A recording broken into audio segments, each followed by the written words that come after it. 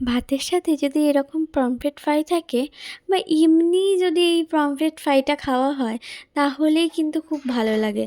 এটা আসলে একটা মশালা পমফ্রেট ফ্রাই, যে রেসিপিটা আজকে তোমাদের সাথে আমি শেয়ার করব।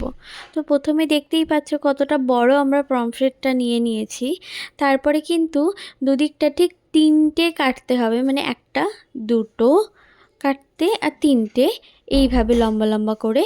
আর ঠিক উল্টো দিকেও ঠিক সেমভাবে একবার, দুবার, তিনবার এইভাবে কিন্তু কেটে নিতে হবে। দেখতেই পাচ্ছ ঠিক কীভাবে কাটা হয়েছে। আর এর ভেতরে কিন্তু পুরো মশলাগুলো ঢুকবে। এখানে আদা, রসুন, গোটা ধনে, গোটা জিরে আর শুকনো লঙ্কাকে একটুখানি ভিজিয়ে রাখা হয়েছিল জলে। এগুলোকে ভালো করে পেস্ট করে নিয়েছিল মামুনি শিলেতে। তারপর এই মশলাটাকে তুলে দিয়েছিল এর মধ্যে।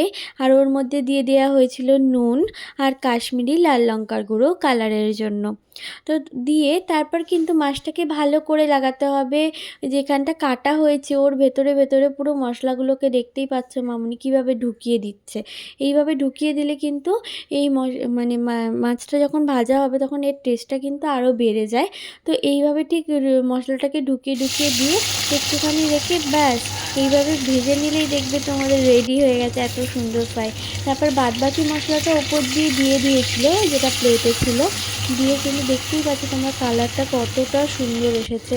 আর এইভাবে কিন্তু আমাদের রেডি হয়ে গেছিলো পমফ্রেট ফ্রাই। এটা কিন্তু খেতে কিন্তু খুবই খুবই টেস্টি ছিল। তোমরা কিন্তু প্লিজ একবার যদি ইচ্ছা করে তো বানিয়ে খেতে পারো।